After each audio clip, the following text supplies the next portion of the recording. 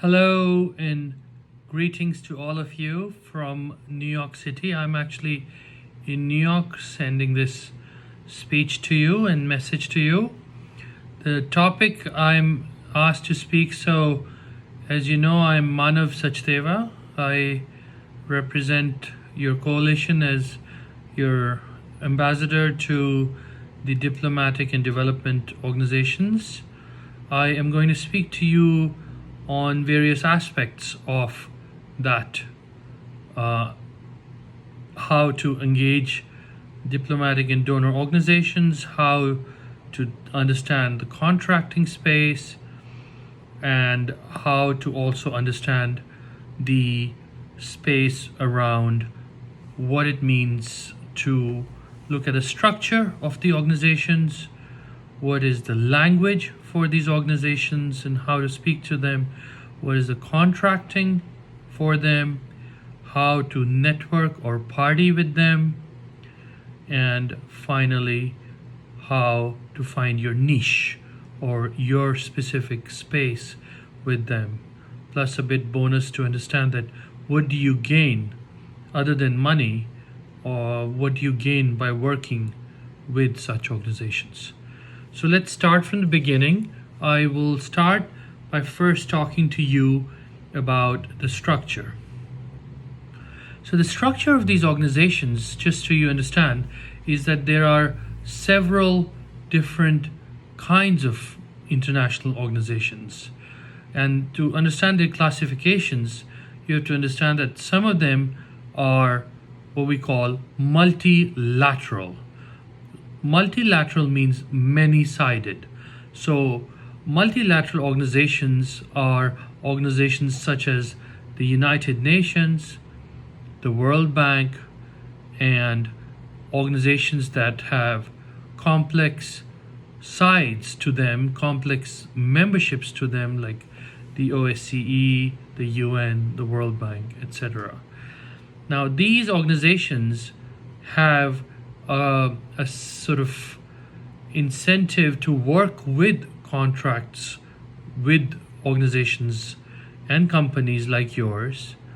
They typically don't start off with a big contract. They start with a smaller one, $20,000 to $30,000. They then grow once they have confidence in you and you are able to deliver. They grow by giving potentially in the long term an LTA or a long-term agreement by which you are able to both win the trust and also potentially get beyond early stages of the bidding process. So just keep in mind that the first space is something called the multilaterals, or the UN / OSCE / World Bank, that space. Then you have something called the bilaterals. Bilaterals are two sides. So bilateral organizations are typically your embassies, your USAID, your direct impact organizations, as well as the diplomatic or donor representations. So that would or could be even directly EU delegations, could be US Embassy, Canadian Embassy, could be any number of their aid agencies as well. So for example, UK has DFID or UKAID, which means United Kingdom's Agency for International Development. United States has USAID, or United States Agency for International Development, and as such they all have direct contracts or direct work with people. Now they are faster in some ways. They also have ability to give you more funds, but there's a two-step process. One would be where you get bids and tenders with them. The other is to actually directly engage with heads of agencies or donors that are bilaterals, i.e. the embassies or their aid agencies, and try and win contracts with them through an engagement on campaigns and such. Sometimes, like for example, for the US, they also go through something called contractors or subcontractors. This would be your DAI, Chemonics, and other sort of people that take contracts from the bilaterals and then work with the country that they're based in. So in Ukraine, you would also be able to then become subcontractors or secondary companies working with people like Chemonics or DAI if you cannot directly work with USAID or embassies. So that's another important consideration. These are called your bilaterals. Then you have something called IFIs. IFIs are international financial institutions. So this is your, International Monetary Fund, all your interdevelopment banks, ADB, Asian Development Bank, banks that are set up to work to give loans or work on reform processes with the government of the host country. Now that's where you come in to offer services through helping do the reform process in that space. So that's your IFIs. IFIs tend to have bigger spaces or bigger contracts, but you have to then be ready to absorb and deliver. But it's a complex compliance process, so just be ready that there might be, what it means by compliance process, there might be a lot of forms to fill, a lot of rules to follow in IFIs. So just keep that structure in mind.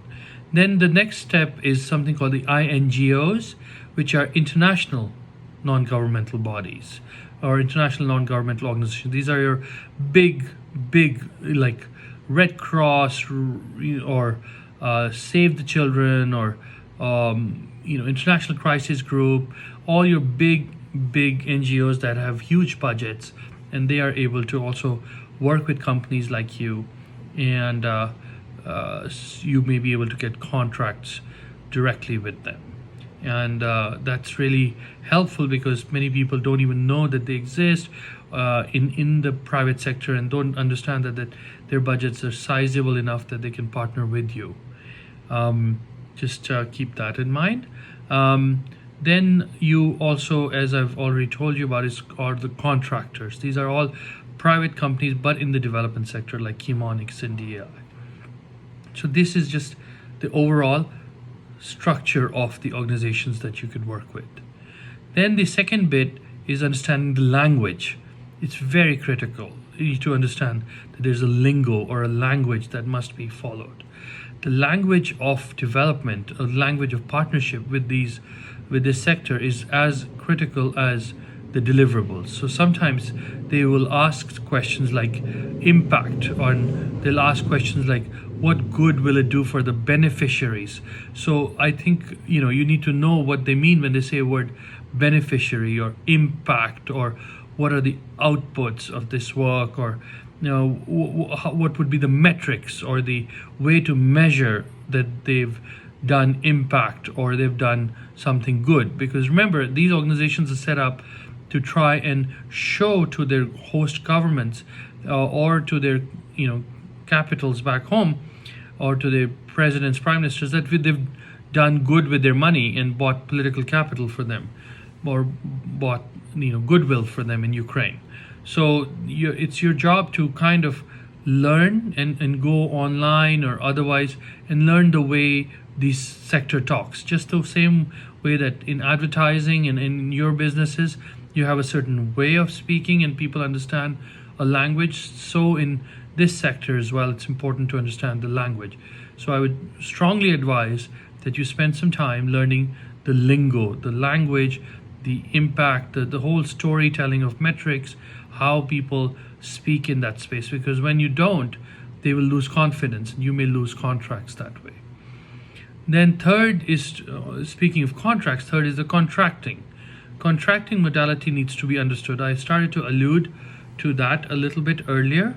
Now, some contracts will be contracts for services. Some contracts will be contracts for partnerships. Some contracts will be a kind of a technical long-term agreements.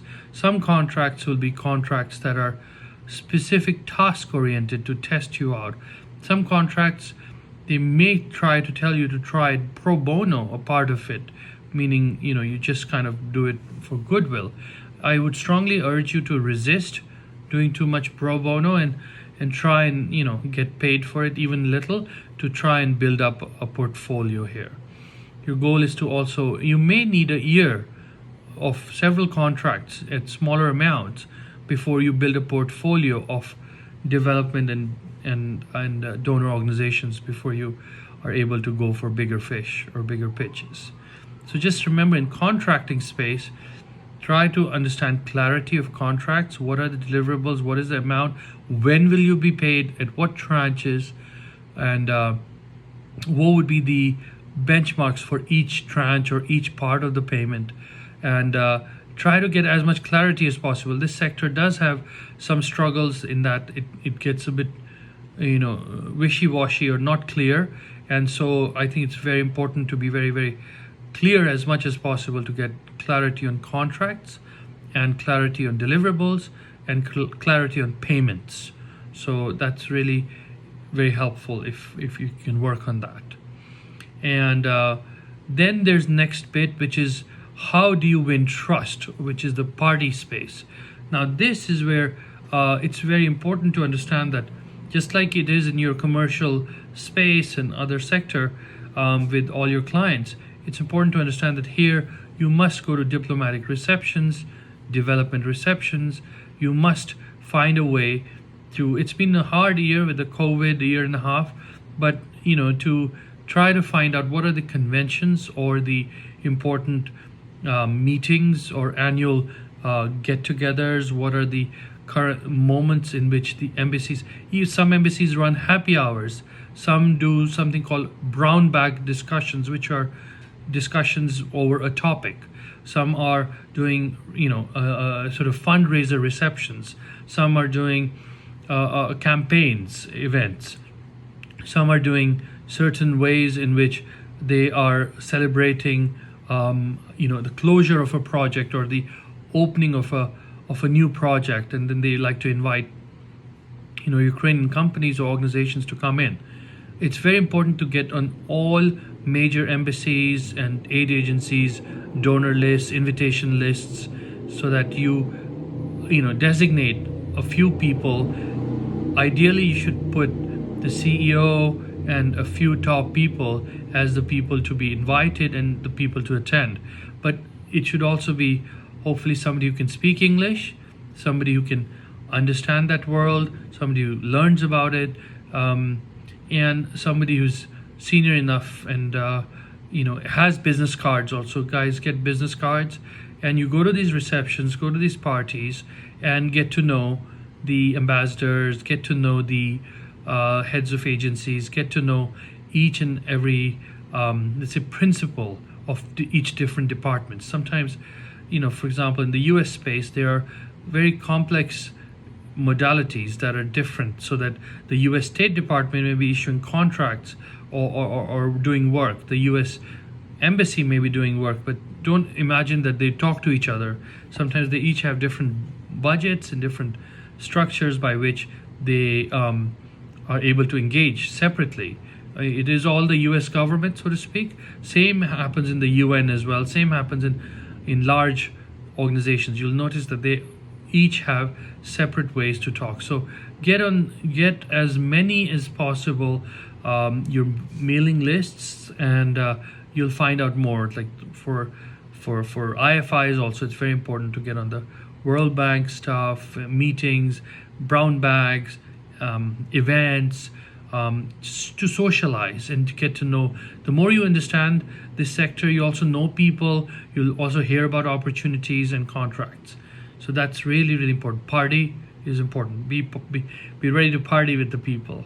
This is really fun, and it's really good. The wine's good, the cheese is good, also conversations are good, and they're different. And the more you're comfortable with that, the better. Then the beyond this is the important part is the niche. The niche, now this is where I'm going to focus a bit on. Each of you have to figure out what is your specific niche here. There's a niche that we fill collectively, but each of you as a company may have a particular niche or a particular strength. Some may be very, in broad strokes, one could be very, effectiveness driven or creativity driven, or one is size driven, like you're working with small or boutique sizes. Some are driven with medium size, some are driven with very large.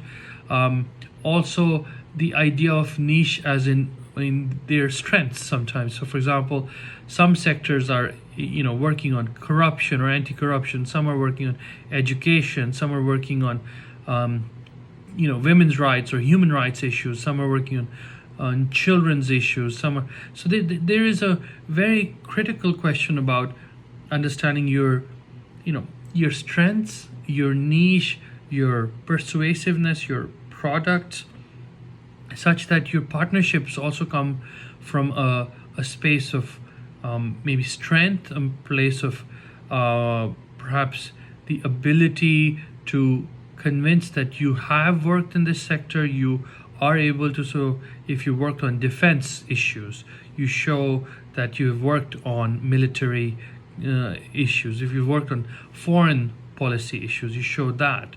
If you've worked on specific, or if you're growing in that space. So the niche or the carving out of your space in this sector is quite critical to be able to be convincing. I understand that your sector, you walking in may be much more, let's say, experiences with commercial space, but knowing where and how you've done your niche is really helpful, because then the other also feels that you're not just there to just get any contract, that you actually represent a specific ability or specific match to whatever the client here also wants in the development space or the international donor space.